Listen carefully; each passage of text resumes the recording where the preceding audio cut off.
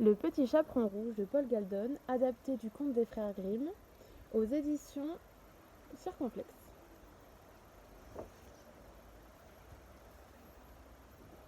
Il était une fois une gentille petite fille que tout le monde aimait, surtout sa grand-mère, qui l'adorait par-dessus tout et voulait toujours lui faire plaisir. Elle lui offrit un jour un manteau de velours rouge. Il lui allait si bien et elle l'aimait tant qu'elle ne voulait plus le quitter. C'est ainsi qu'on lui donna le nom de Petit Chaperon Rouge.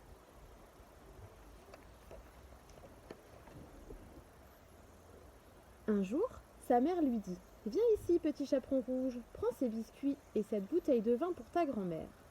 Elle est malade et faible, cela lui fera du bien. Vas-y vite, avant qu'il ne fasse trop chaud. Ne traîne pas en chemin et ne cours pas, tu risquerais de tomber et de casser la bouteille. Et grand-mère n'aurait plus de vin. Quand tu arriveras chez elle, n'oublie pas de lui dire bonjour gentiment et ne fouine pas dans tous les coins. » « Je ferai comme tu me le demandes, » promit le petit chaperon rouge à sa mère.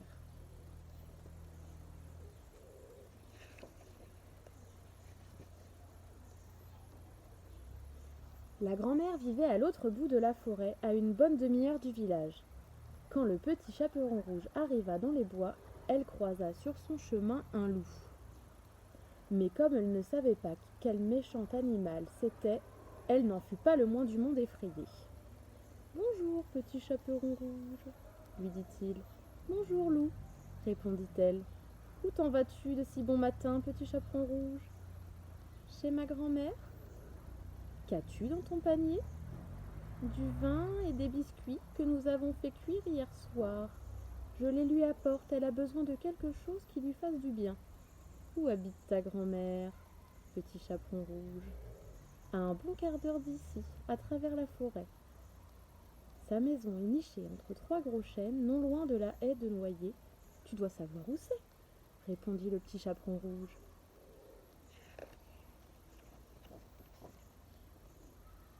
Quelle belle, quelle succulente bouchée vais-je faire de cette tendre et jeune créature.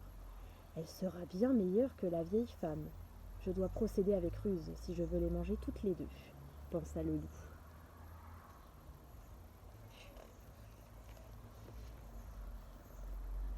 Il chemina un moment avec le petit chaperon rouge, puis lui dit « Vois-tu ces jolies fleurs, petit chaperon rouge ?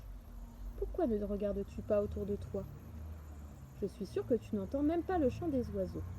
Tu es sérieuse, comme si tu allais à l'école. Tout est si gai pourtant dans les bois. »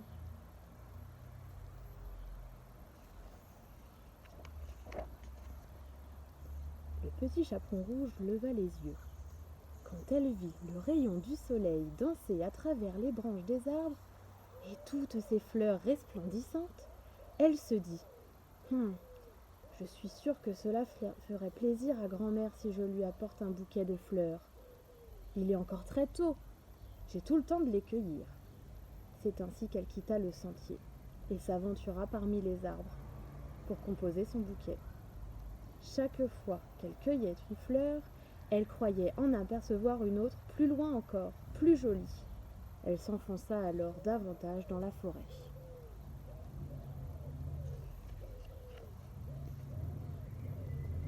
Le loup, pendant ce temps, se dirigea tout droit vers la chaumière de la grand-mère. Il frappa à la porte. « Qui est là ? » ?»« Le petit chaperon rouge, qui t'apporte des biscuits et du vin.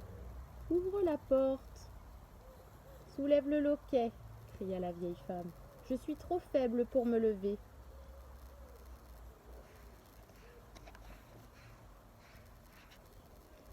Le loup souleva le loquet, et la porte s'ouvrit. Il entra directement, s'approcha du lit sans un mot, et mangea la pauvre vieille femme. Après avoir enfilé sa chemise de nuit et coiffé son bonnet, il entra dans le lit et tira les rideaux.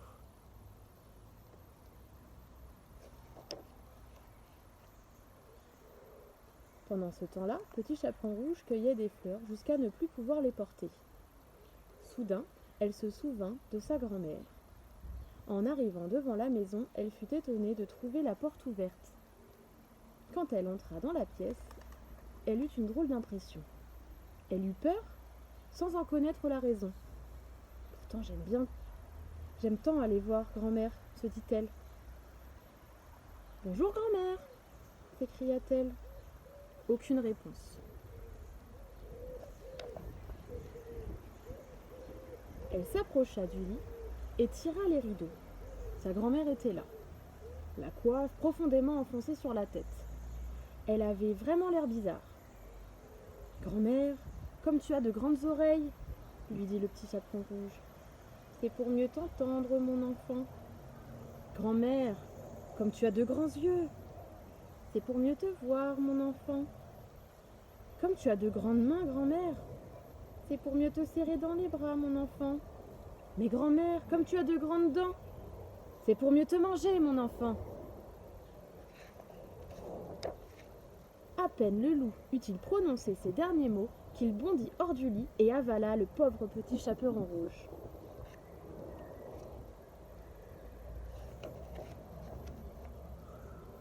Un chasseur vint à passer devant la chaumière et pensa : « Dieu, comme la vieille dame ronfle fort. Je dois aller voir s'il n'y est rien arrivé de fâcheux.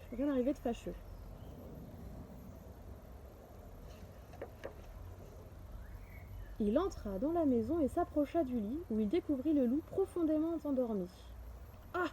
dit-il. « Te voilà, bandit. Il y a longtemps que je te cherche. » Il se préparait à faire feu lorsqu'il eut l'idée que le loup pourrait bien avoir mangé la grand-mère et qu'il serait encore possible de la sauver. Quand il ouvrit la gueule du loup assoupi, la première chose qu'il vit fut le petit manteau rouge. La fillette bondit et cria : « Oh, comme j'ai eu peur ! Il faisait si noir dans le ventre du loup. » Ensuite vient la vieille dame, vivante, mais pouvant à peine respirer. Le loup se réveilla alors et voulut s'enfuir.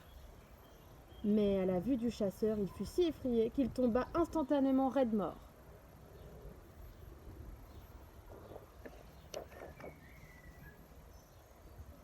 Ils étaient tous très heureux maintenant. Le chasseur emporta chez lui la dépouille du loup. La grand-mère mangea les biscuits, but le vin que le petit chaperon rouge lui avait apporté et se trouva toute ragaillardie. « Désormais, je ne m'aventurerai plus jamais dans la forêt comme ma maman me l'avait recommandé, » se dit le petit chaperon rouge.